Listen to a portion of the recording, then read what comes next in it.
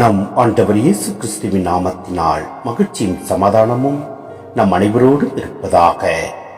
பாருக் 4:21 23 மற்றும் 27 29 முடிய. என் பிள்ளைகளே, வீறு கொள்வே, கடவுளை நோக்கி கூக்குரலிடுவே. பகைவரின் ஆற்றலினின்றும் கைவன்மையினின்றும் அவர் உங்களை விடுவிப்பார்.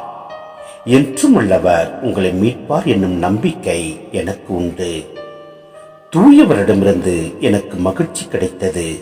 ஏனெனில் என்றும் உள்ள உங்கள் மீட்பர் விரைவில் உங்களுக்கு இரங்க காட்டுவார். நான் உங்களை துயரத்தோடும் அழுகையோடும் அனுப்பி வைத்தேன்.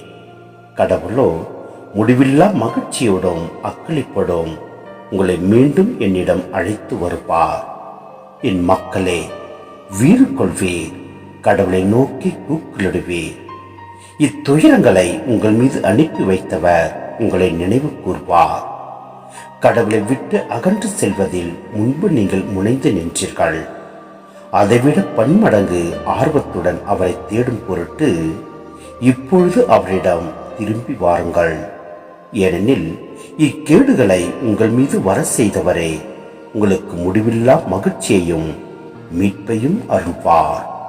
சிந்தனை: என்றும் உள்ளவர் இச்சொல் கடவுளை குறிக்க விவிலியத்தில் வேறு எங்கும் காணப்படவில்லை.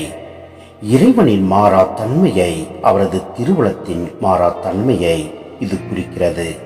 எனவே மகிழ்ச்சி, மாட்சி, நீதி, அமைதி போன்ற கடவுளின் கொடைகளும் என்றும் உள்ளவையே. எனவே நம் ஆண்டவரை விட்டு நாம் பிரிந்த நிலையில் இருப்பினும் நம் ஆண்டவரை முழு மனதோடு நாம் தேடுவோம். அப்பொழுது நம்மில் மகிழ்ச்சியையும் மீட்பையும் நமக்கருள்வார். ஏனெனில் அவரிடமே மகிழ்ச்சி, மாட்சி, நீதி, அமைதி அனைத்து கொடைகளும் உள்ளன. அவரே நமக்கு அனைத்து கொடைகளையும் தர வல்லவர். ஆமென்.